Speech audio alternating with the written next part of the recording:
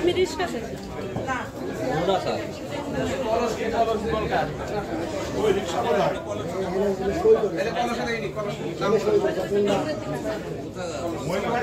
আপনার তো ওই যে গোলাপিটা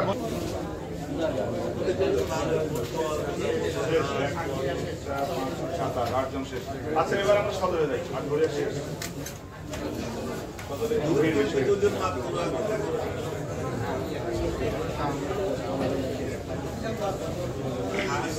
একটু 3 উপজেলার যারা পদপ্রার্থী ছিলেন বিভিন্ন পদে তাদের অনুরোধ করছি যারা প্রতীক পেয়েছে তারা অনুগ্রহ করে আপনারা চলে যান। আর সদরের যারা হচ্ছে যে এখানে প্রার্থীরা এসেছেন আপনাদের অনুরোধ করছি আপনারা নিজেরা থেকে আপনাদের অন্য যারা আসছে এখানে তো আসলে প্রতীক আমরা লটারি করে বরাদ্দ করব, সুতরাং এখানে অন্য কোনো বিষয় না। আপনাদের সমর্থক বা অন্য কেউ যদি এসে থাকে তাদেরকে একটু অনুগ্রহ করে বাইরে যেতে পারেন। 5 মিনিটের কাজ।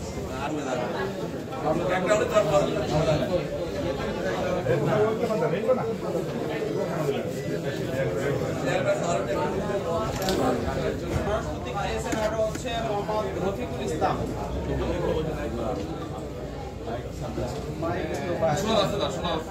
এবং মোহাম্মদ সোহেল হাসান শাহিন, তিনজনে আনারস প্রতীক চেয়েছেন। সদরের মোট প্রার্থীর মধ্যে লাগবে না, মাইক তো আছে।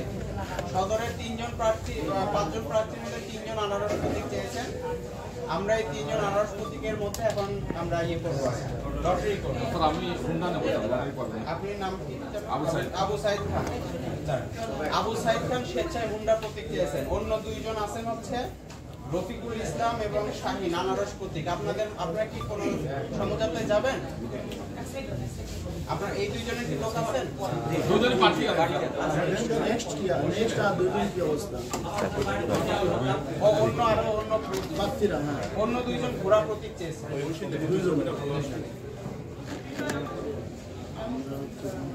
আপনি কি প্রপোজ করলেন? হুন্ডা প্রতীক না, এখন যেহেতু এটা 5জন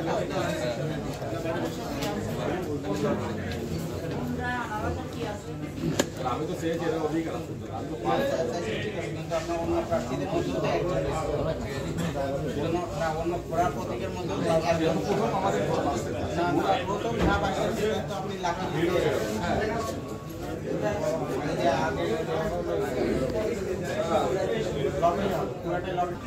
আমার মনে হচ্ছে একটু সবার আপনাদেরও সহযোগিতা নেওয়া হবে। সেটা হচ্ছে আমরা মনে হচ্ছে 2 ক্ষেত্রেই লটারি করে দেই, করে দিয়ে যারা প্রতীক পাবেন না তাদের আমরা সবগুলো দিয়ে আপনারা নিজেদের মধ্যে যদি মিউনিসিপালে দিতে পারেন গেলে, না হলে আমরা আবার লটারি করব।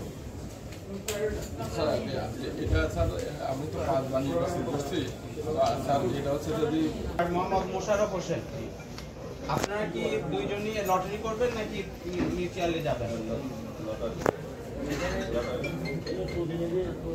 প্রতিনিধি দিয়ে তো হবে না, প্রার্থী নিজে থাকবে।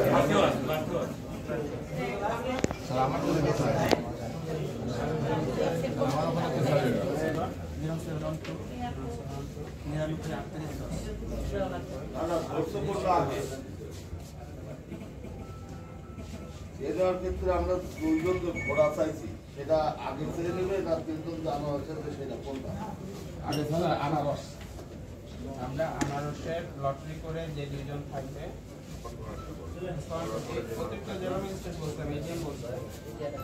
আপনার কি আজকে ইয়ে ছিল এখানে প্রতীক বরাদ্দের এখানে দায়িত্ব ছিল? আপনি কি এসআই বলছেন নাকি? ও আচ্ছা, তো এখানে এটা পুলিশ আসবে, এটা কে জানবে? এটা না, এখানে কোনো পুলিশ সদস্য নেই। এটা তো অনেক লোকজন। আপনারা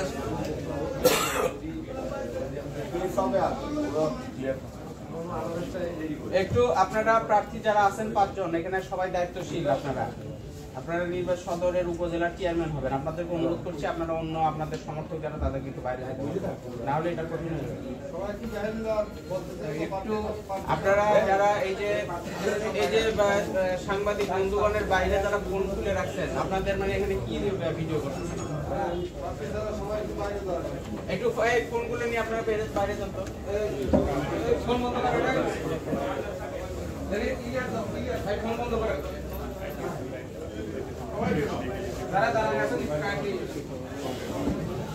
না, ওটা আপনার করতে হবে, 2 ক্ষেত্রে লটারি করতে হবে, করে আবার সব কিছু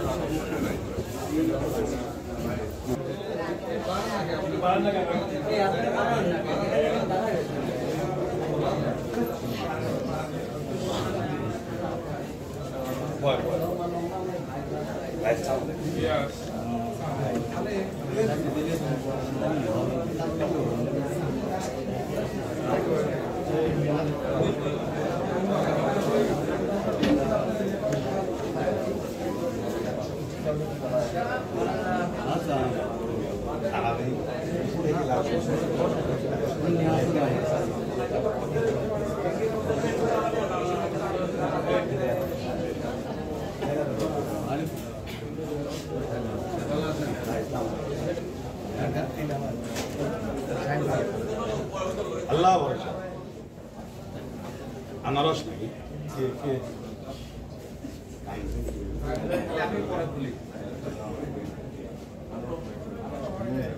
কিটা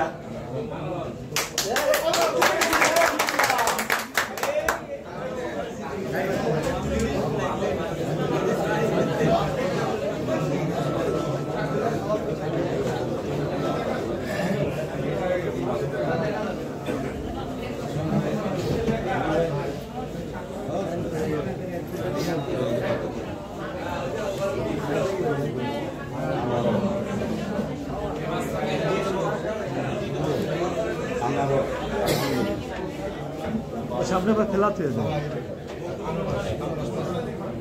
বক্তব্য পরে নেব না।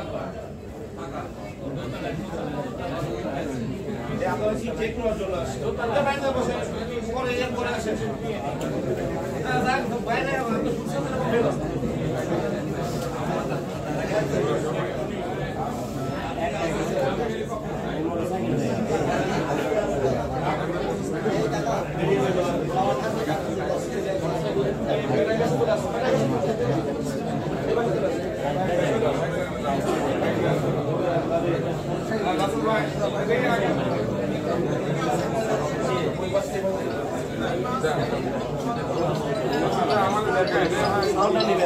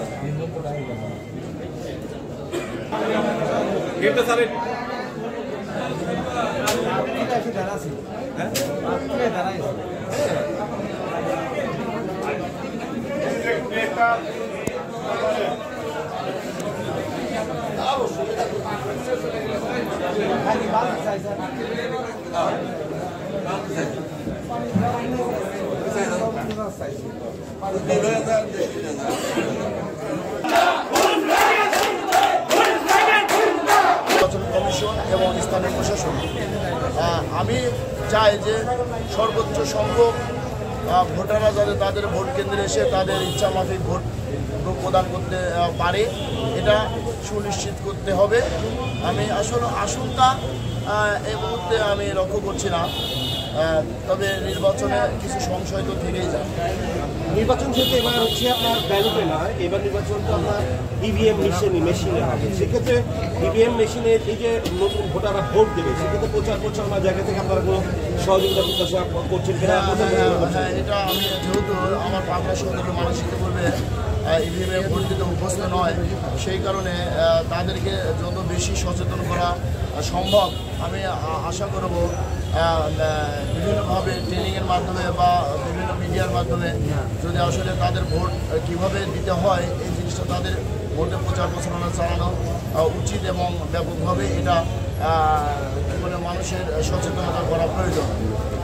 কী কারণে একাধিক প্রার্থী যেহেতু, কী কারণে আপনি নিজেকে অন্যদের কাছে এগিয়ে রাখছেন? আসলে দেখেন, আমি আমার রাজনৈতিক জীবনে আসলে সবসময় আমি ইতিবাচক রাজনীতি বিশ্বাসী। আমি এই পরিস্থিতিতে আমি রাজনৈতিকভাবে সবসময় মানুষের পাশে থাকার চেষ্টা করেছি। আমি ব্যক্তিগতভাবেও মানুষের সব সান্নিধ্যে থাকার চেষ্টা করছি। এই মত অবস্থায় আমি আসলে মানুষের প্রতি আমার অবিচল বিশ্বাস এবং আস্থা রয়েছে যে দীর্ঘদিন আমি রাজনৈতিক কর্মকাণ্ডের সঙ্গে থেকে মানুষের সেবা করার চেষ্টা করেছি। কোনো কারণে আমার একটা আস্থা যে অন্য যে যত পার্টি থাক না কেন হয়তো মানুষ আমার প্রতি একটু সহানুভূতিশীল থাকবে, এটা আমি আস্থার সঙ্গে বলতে পারি। ঠিক আছে, থ্যাংক ইউ।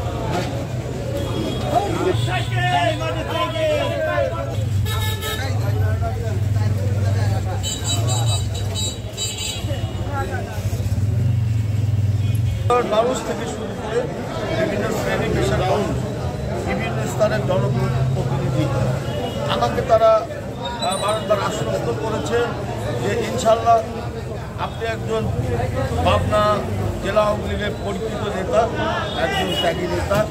অবশ্যই আমরা সাধারণ মানুষ থেকে শুরু করে যারা জনপ্রতিনিধি আছে অবশ্যই আগামী উপজেলা নির্বাচনে আপনার মূল্যায়ন যথাযথ। এই নির্বাচনে কোনো প্রভাব বিস্তার বা সংঘাতের কোনো আশঙ্কা করছেন কি? আসলে আমার দিক থেকে আমি প্রভাব বিস্তারের কথা কখনো চিন্তাই করি না, যেহেতু সাধারণ মানুষ আমাকে ভালোবাসে, তারা আমাকে নির্বাচিত করবে। জানি না অন্য কেউ প্রভাব বিস্তার করবে কিনা, বেশি শক্তি খাটাবে কিনা, সেটা আসলে নির্বাচনের এই কয়েকদিন না গেলে বোঝা যাবে না। তবে ইনশাল্লাহ আমি আপনাদের মাধ্যমে বলতে চাই, যেহেতু নির্বাচন অংশগ্রহণ করেছি, সাধারণ মানুষ আমার সঙ্গে আছে। কোনো প্রার্থী, যে কোনো প্রার্থী এই নির্বাচনে প্রভাব বিস্তার করতে চাইলে অবশ্যই সেটাকে আমি প্রতিহত করবার জন্য মানসিকভাবে সবসময় প্রস্তুত আছি। আমরা যেটা দেখছি যে একই অঞ্চলের দুইজন আপনার ভাইটাল প্রার্থী, এবং সেই জায়গা থেকে পরিবর্তন একটা প্রত্যাশা করছে অনেকে। কেন পরিবর্তন প্রত্যাশা করছে? এটা আসলে মানুষ একঘেয়েমি পছন্দ করেন না, এটা আপনারা জানেন। পাবনার 10টি ইউনিয়নের মানুষ এখন চাচ্ছে যে এটা অবশ্যই পরিবর্তন, এবং সময়ের বর্তমান সময়ের যে দাবি, নতুন প্রজন্মের দাবি। বিশেষ করে আমি নতুন ভোটারদের সঙ্গে যে কথা বলেছি, নতুন ভোটারদের 100% তারা চায় পরিবর্তন, তারা চায় আনাজ কামিল।